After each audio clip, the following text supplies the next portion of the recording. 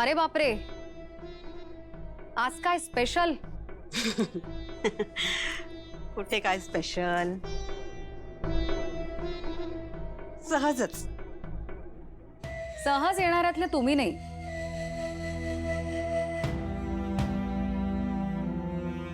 कारण तर आहे.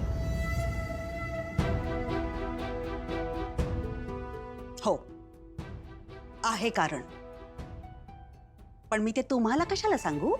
मग तुमची मदत कोण करणार? तुम्हाला कसं कळलं मी मदत मागायला आले ते? मुद्द्याचं बोला. मदत हवी आहे का नकोय? हवी आहे, पण मी ती तुमच्याकडून का मागू? एजे माझे जावई आहेत, तर मला जे काही मागायचंय ना मी त्यांच्याकडे मागेन. माझं मी बघून घेईन. हा, खुशाल मागा मदत, पण त्यांना त्यांच्यासमोर हात पसरलेला अजिबात आवडत नाही.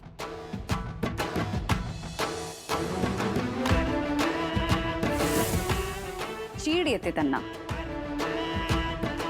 पण ठीक आहे, तरीही तुम्हाला मदत मागायची असेल तर जा. जाणारच आहे. भीती घालताय ना? एजे नाही म्हणाले तरी सरोजनी ताई आहेतच की. त्या मला काही नाही म्हणायच्या नाहीत, कळलं? नक्कीच. आमच्या आजीना कुणालाच नाही म्हणत नाहीत. पण ही गोष्ट आहे ना, एजेंना सुद्धा जाऊन सांगतील. मग त्यांची नाराजी पत्करावी लागेल. एवढं सगळं करत बसण्यापेक्षा माझं ऑप्शन सहज सोपं नाही का? पण तुम्ही ठरवा. हा,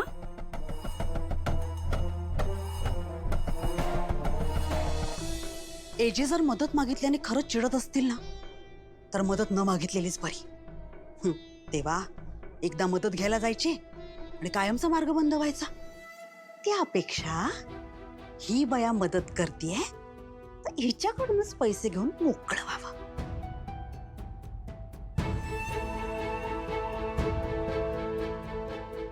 नाही म्हणजे ते मुलीच्या सासरी मदत कशी मागायची, वेळच तशी आली आहे. हो, स्पष्ट बोला. किती पैसे हवेत?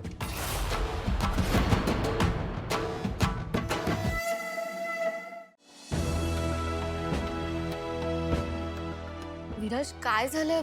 असं का बोलवलं सगळ्यांना? सांगतो सरू, थांब जरा. विराज, प्रमोद, सांगा सगळ्यांना का मग सगळ्यांना इथं बोलावून घेतलंय? हो आजी, बाबांना येऊ देत, मग बोलूयात. मी आलोय. काय बोलायचं? बाबा, आम्हाला स्वतःचा बिझनेस सुरू करायचा आहे.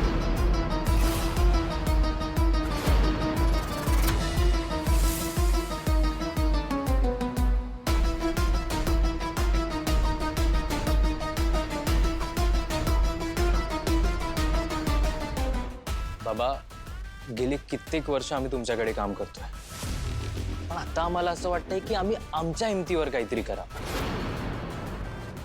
त्याशिवाय आम्हाला आमचा एक्सपिरियन्स मिळणारच नाही. एजे, प्रमोद आणि विराज आज तुझ्या समोर उभं राहून तुझ्याच साम्राज्याला चॅलेंज देत आहेत. असंच हळूहळू करून तुझ्या जवळची सगळी माणसं मी तुझ्या विरोधात उभी करणार. अभिराम जागीरदार, तुझ्या किल्ल्याच्या बुर्जाला भेगा पडायला सुरुवात झालीये. बाबा, जेव्हा आपला बिझनेस तुमच्याकडे आला तेव्हा धाडस करून तुम्ही त्यात काही बदल केले आणि एवढं मोठं साम्राज्य उभं केलं. आज आम्हालाही अगदी तसंच वाटतंय की स्वतःच काहीतरी निर्माण करावं. विराज, तुम्ही काय बोलताय तुम्हाला कळतंय का? विराज, प्रमोद, या घरामध्ये एकी टिकून आहे आणि आजच अचानक असं काय घडलं की तुम्हाला अभिरामची साथ सोडावीशी वाटते? थांबाई, यांना नक्की काय बोलायचंय मला नीट समजून घेऊ दे. बाबा, आम्हाला तुमच्या बरोबर काम करायचं थांबवायचंय म्हणून हे करत नाही होत. बाबा, आम्हालाही बिझनेसमध्ये इंडिपेंडेंटली डिसिजन्स घ्यायचे, पण ते तुमच्या बिझनेसमध्ये पॉसिबल नाहीये. म्हणून तर आम्ही बोलतो ना की आम्हाला आमचा बिझनेस सुरू करायचा. बाबा प्लीज आम्हाला आमचा बिझनेस सुरू करायची परवानगी द्या, प्लीज.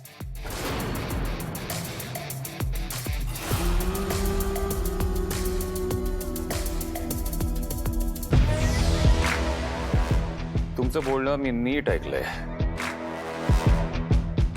पण आय डोंट थिंक तुम्ही ह्याच्यासाठी रेडी आहात.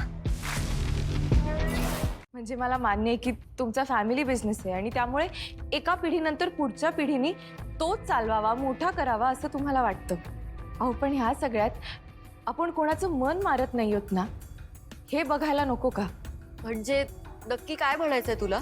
मला म्हणायचंय की जर प्रमोद सर आणि विराज सरांना त्यांचा स्वतःचा बिझनेस सुरू करायचा असेल तर त्याची परवानगी त्यांना मिळायला हवी. तू का बोलतेस मध्ये? नाही, तुला कोणी दिला अधिकार? बिझनेसची चर्चा सुरू आहे ना, तुझं मत मांडायची गरज आहे का इथे? मला जे वाटलं ते मी बोलले. आणि मला असंही वाटतंय की एजेंना विराज सर आणि प्रमोद सरांची बाजू नीट समजावून सांगायला हवी.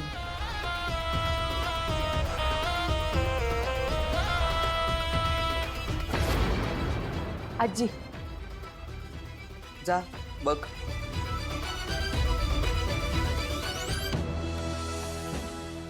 आजी, अहो, ही का बोलते प्रत्येक गोष्टी? दुर्गा, या घरी प्रत्येकाला आपलं मत मांडण्याची मुभा आहे की नाही? आहे ना. आणि लीला आणि अभिराम नवरा बायको आहे, त्यांच्यामध्ये बोलायचा आपल्याला काहीच अधिकार नाहीये. शांत राहा.